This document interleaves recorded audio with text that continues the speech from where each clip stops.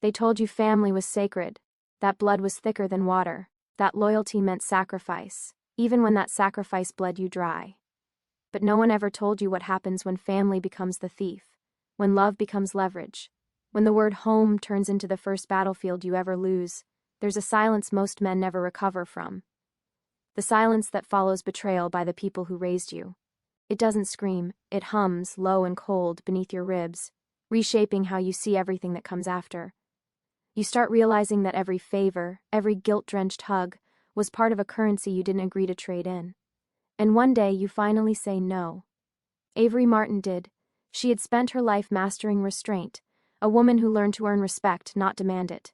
She believed in the old order: grind hard, stay disciplined, and your time will come. But her family believed something else, that her success was communal property, that her sacrifice was a shared inheritance. When she returned home from closing the biggest deal of her career, a 6-day international negotiation that nearly broke her, she expected rest, recognition, maybe even pride. Instead, she found an empty garage and an emptier kind of truth. Her car, her grandfather's legacy, gone, pawned off behind her back by her own sister and parents. Not out of necessity, out of entitlement, what unfolded next wasn't just a story about revenge. It was a dissection of modern loyalty. How families, institutions, and entire societies feed on the disciplined few. How love is weaponized to keep you obedient. How guilt becomes a leash. This story, beneath its surface, isn't just about Avery, it's about you, about every man who's ever been told, "You owe us." About every quiet worker whose sacrifice became someone else's starting point. Because the truth is this: the moment you start paying for other people's comfort with your silence, you stop being family and start being property. And tonight, you'll learn what happens when that property wakes up. When the loyal one decides to collect. When the giver decides to make everyone repay. In full, in cash, and in pain.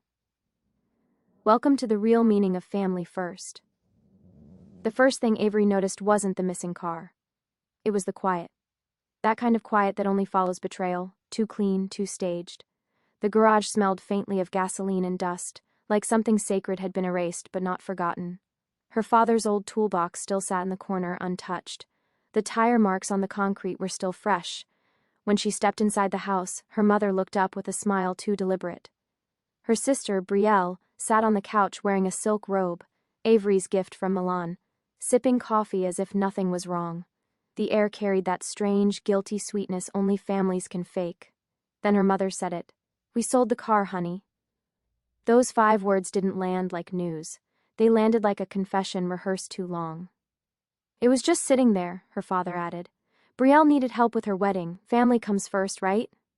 Avery didn't answer. She couldn't, not yet. Her mind was doing what disciplined minds do when ambushed. It was recording. Every tone, every flicker of hesitation, every lie dressed as logic. That car wasn't just metal, it was a memory. Her grandfather had built it from scratch in a 1-room garage when he could barely afford food. He taught her to drive in that car, and told her that machines don't lie. People do. It was the only thing left that connected her to a man who valued truth over appearances. Now, it was gone. Sold for flowers, catering, and a gown that would wilt faster than loyalty. "Why didn't you ask me?" she finally whispered. Her mother's response came sharp. "We didn't think you'd understand. You're so career-focused." Avery smiled, that kind of smile that hides thunder behind politeness. "You're right, I don't understand. Because I don't take what isn't mine." Brielle rolled her eyes. "It's just a car, Avery. Don't be dramatic." And that was the moment, the exact second, something ancient inside Avery woke up. The cold part, the calculating part, the one that had slept for years under the weight of family duty. That night, while they slept peacefully under the illusion of forgiveness, Avery opened her old leather journal, the one she used to track client debts and settlements. She turned to a blank page and wrote at the top, "The family account." Under it, she listed everything she'd ever done for them, every loan, every unpaid favor, every moment they'd called her selfish for setting boundaries. And at the bottom, she wrote one last line, the same way her grandfather used to close every deal: "Balance will be restored." The next morning, Avery didn't rage. She didn't cry, she made pancakes. That's how real revenge begins, not with a scream but with silence that unnerves everyone who thought they broke you. Her mother called it forgiveness, her father called it maturity, but her sister Brielle saw it for what it was: calculation. Avery moved through the house like an accountant through a crime scene. Every smile was measured, every word logged. Within days she began what she called the audit. She started small. The Wi-Fi bill, which she'd been paying for years, was transferred to her parents' name. The family car insurance switched, groceries, separate receipts. She even charged Betrayal rent for the guest room she'd been temporarily occupying for months. Every transaction came with a soft note in Avery's voice. Family comes first, remember? It confused them at first, then it irritated them, then it frightened them. But Avery wasn't seeking vengeance, she was teaching economy, the spiritual kind. She wanted them to feel value again, to remember that what they'd stolen wasn't just a car, it was respect. In her private journal, the one she now carried everywhere, she tracked each exchange like a high-level merger, under father. Loan for property tax 2019, $2,100. Replacement roof, $4,800. Lost car, appraised value $37,000. Under mother, medical expenses paid, $6,200. Credit card debt cleared, $3,400. Under Betrayal, wedding car fund, $37,000. Milan robe, $300. Countless insults, priceless. And next to every entry, one column waited, repaid, no. Each night, Avery sat by the empty space where her car used to rest and visualized the totals. The arithmetic of betrayal. The silence of that garage became her new cathedral, a place of rebirth. The dust motes swirled in the faint streetlight like ghosts of everything she'd given freely. One evening she ran her fingers over the concrete, whispering, "This is where loyalty ends and equity begins." By the end of that week, her sister noticed the tension shift. Their parents began to whisper in their room. They felt it. The weight of invisible accounting pressing down on every comfortable lie they'd told themselves. And then came the first repayment. Small, symbolic, but devastating. Avery sold the engagement gift she'd bought Betrayal, a platinum bracelet worth $3,000, and deposited the amount into her own account, with the memo line, "Debt recovery, family first fund." No message, no confrontation, just silence and arithmetic, because Avery understood something they never would, that revenge isn't anger, it's accounting, and the debt was only beginning. There's a kind of power that doesn't need shouting, it moves quietly, rearranging the air until people start apologizing for things you haven't even accused them of yet. Avery had found that power. Within 2 weeks, the balance of her home had shifted. The same family that once mocked her boundaries now walked on eggshells. Her mother no longer asked for small loans. Her father stopped using her credit card just for gas. And Betrayal, the golden child, couldn't meet her sister's eyes wit. Out fidgeting, Avery hadn't yelled once. She simply began to charge interest in silence. When Betrayal needed last-minute help with wedding decor, Avery sent her a professional invoice. Family discount applied, it read, but the discount was only 5%. The note at the bottom said, "Due within 10 business days." Her mother called it heartless. Her father called it unnecessary. Avery called it education. Every favor had become a financial term. Every request was now a transaction. And slowly the emotional economy of their house began to collapse. Betrayal's wedding planner quit mid-week after the check Avery refused to cover bounced. The florist demanded advance payment. The fantasy began to rot from the inside, the same way their loyalty had. And through it all, Avery smiled, not out of joy but out of precision. She knew she wasn't punishing them, she was mirroring them, showing them what they'd built. But the universe has a strange way of echoing truth. Late one night her father knocked on her door, a man who hadn't looked her in the eye since the sale. "We made a mistake," he murmured, voice trembling under the weight of pride. Avery looked up from her laptop, calm as a ledger. "Which one?" he sighed. "The car. Maybe we shouldn't have done that." She closed the lid. "You didn't sell a car, Dad, you sold me, you just didn't realize the buyer couldn't afford the payment plan." The words landed like a financial statement read at a funeral. The next morning, Betrayal called Avery selfish again, but this time, her voice cracked. Because deep down, she knew it wasn't selfishness she saw. It was sovereignty. By the time the wedding arrived, Avery had built something terrifying. A moral empire run on debt and dignity. And when her family walked into the reception, they found their own names on the seating chart labeled not as family of the bride, but as outstanding accounts. Guests whispered. Betrayal's face turned pale. Her parents stared in disbelief, and Avery, standing by the bar in quiet black, simply raised her glass and said, "Family comes first."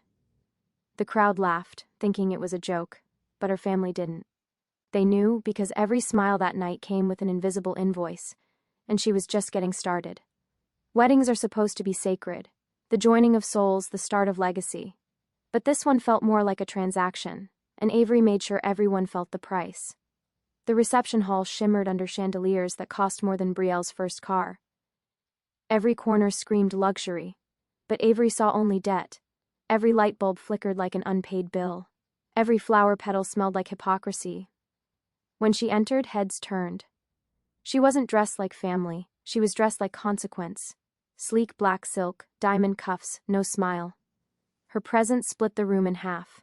But tonight I realized something new. Family is not about who takes the most, it's about who pays when no one else will. Her words cut with surgical calm. Behind her, Brielle's eyes glistened, not from beauty but from fear. I bought this night for you, Brielle, Avery continued. Every plate, every light, every flower you see here, I made possible. Not because you deserved it, but because I needed a stage to close our last account. Gasps spread like wildfire. The groom looked confused. She turned toward her sister. The car my grandfather built? You sold it to fund this fantasy, so I decided to sponsor your reality. Then she held up an envelope, a pristine white folder stamped paid in full. This, she said, handing it to Brielle, is a receipt for every cent I covered for you, with interest. Congratulations, little sister. You're officially debt-free. The audience clapped awkwardly, unsure if it was a toast or a reckoning. Avery smiled, finishing her glass. Family does come first, but sometimes it has to learn what that costs. She walked off before anyone could stop her. Her heels clicked against the marble, the sound of finality. Behind her, Brielle's perfect night collapsed in whispers and disbelief. Her parents stared at each other, realizing the truth. Avery hadn't come to destroy, she'd come to collect.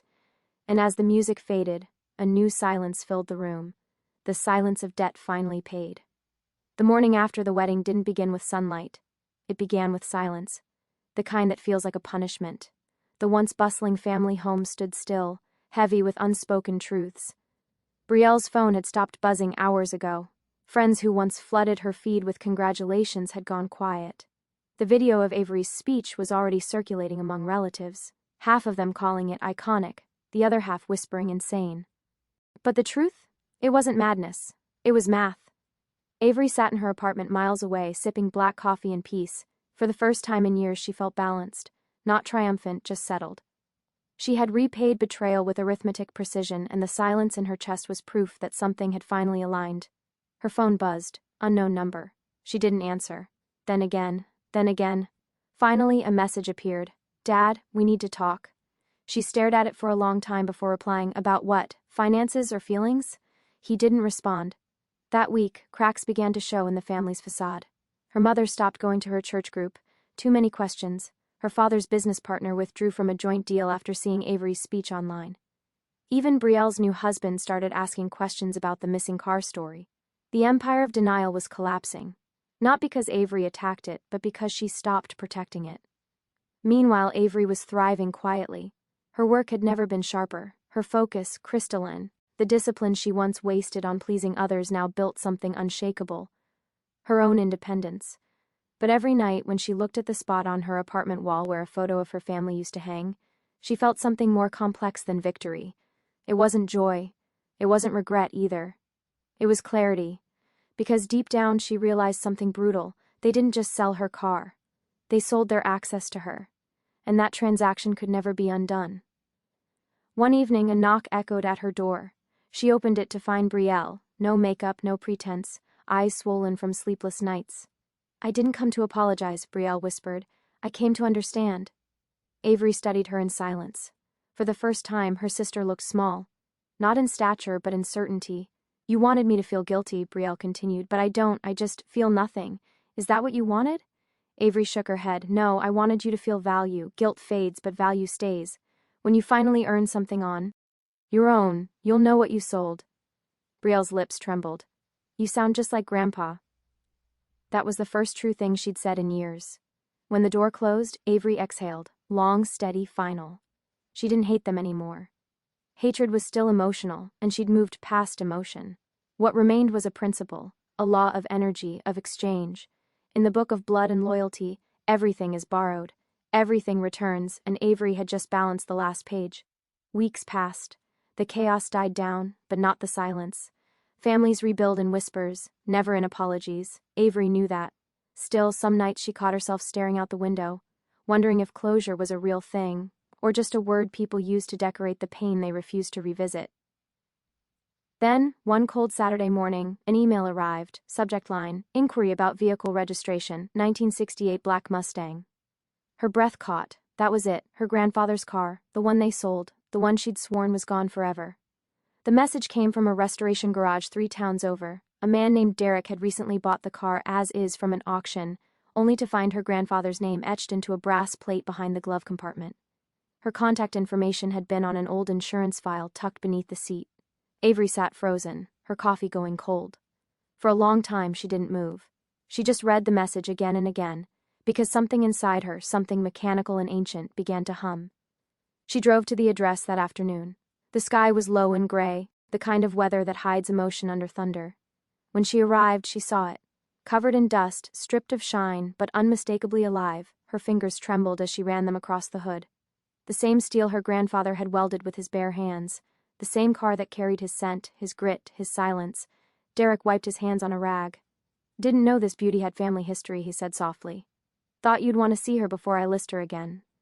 Avery smiled faintly. "No, you were meant to find me." He tilted his head. "You want to buy it back?" She shook her head. "No, I want to restore it." For the next several weeks she poured everything into that machine. Not money, not nostalgia, but atonement. Every bolt she replaced felt like reclaiming a piece of her identity.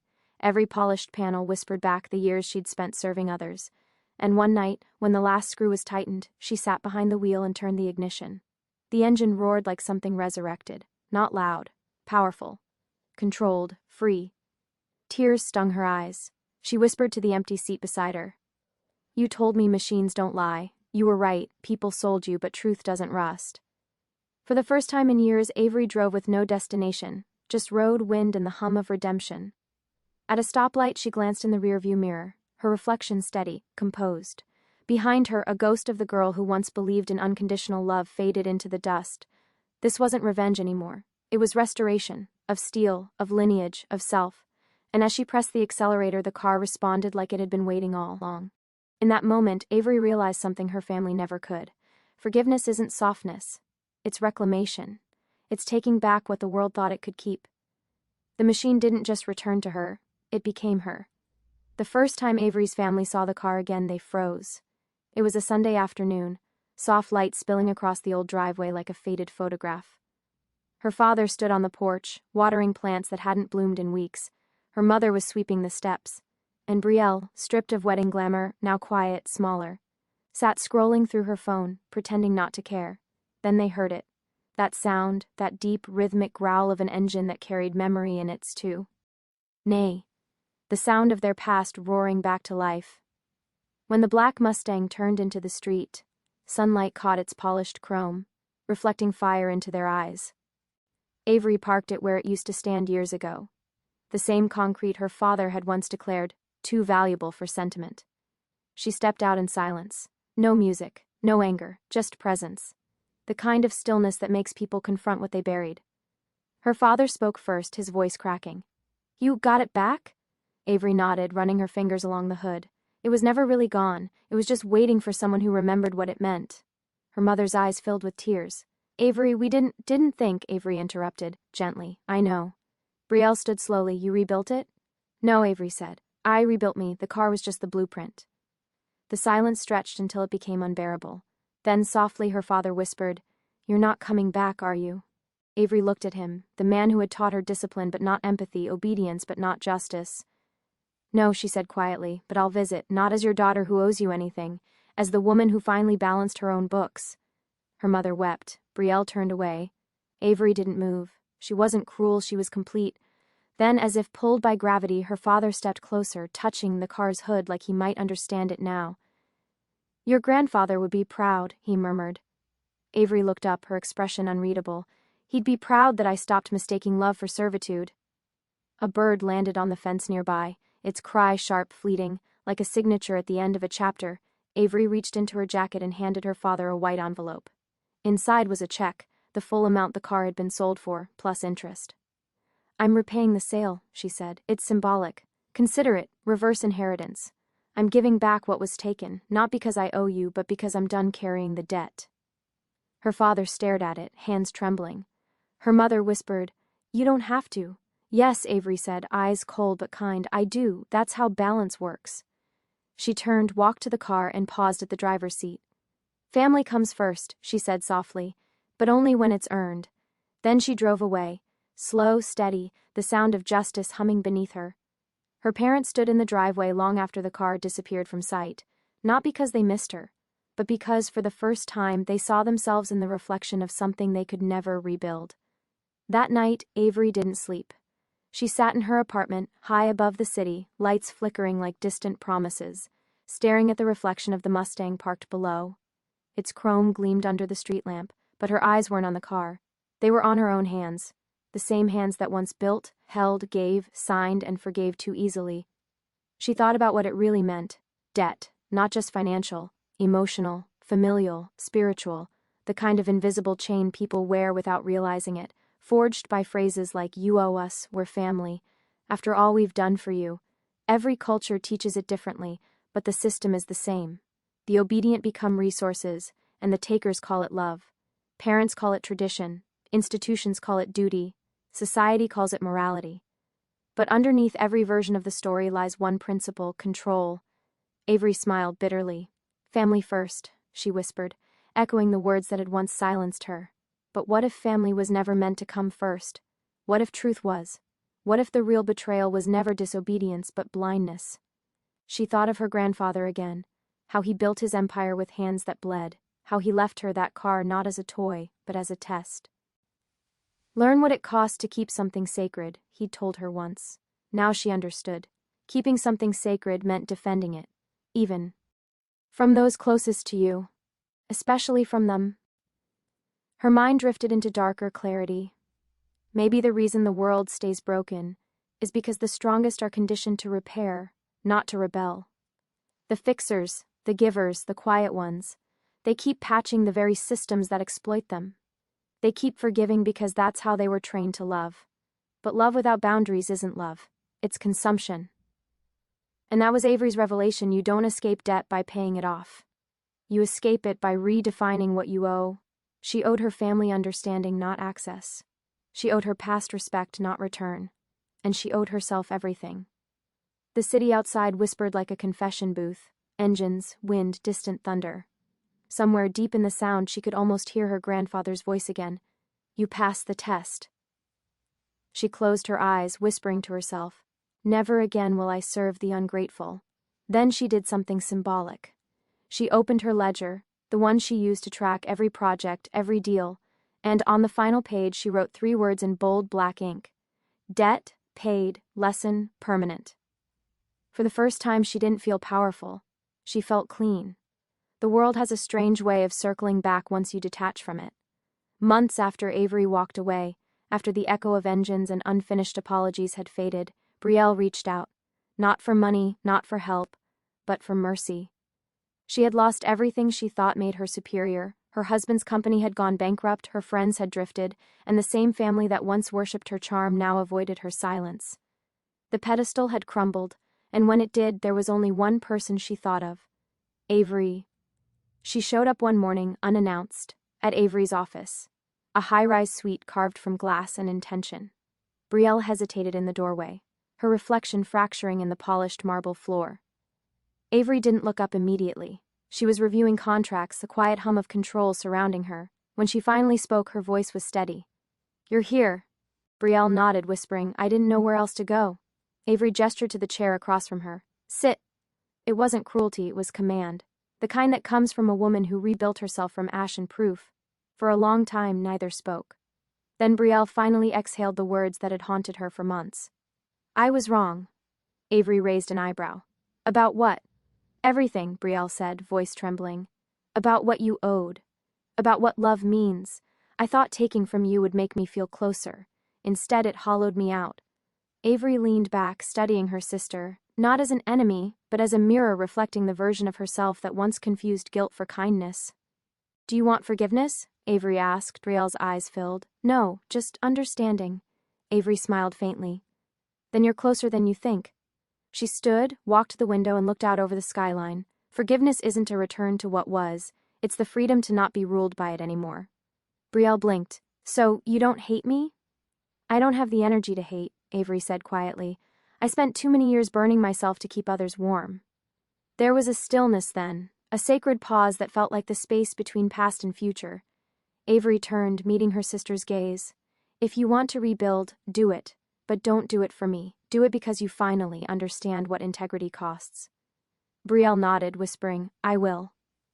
Avery handed her a small, leather-bound notebook. On the first page, a single quote, Repayment isn't redemption, it's recognition. As Brielle left, Avery returned to her desk, the hum of the city vibrating through the glass. She didn't feel triumphant. She felt still, the kind of peace that comes not from revenge, but from reclamation. She had reversed the cycle. The debt was no longer hers, and the balance, at last, was perfect.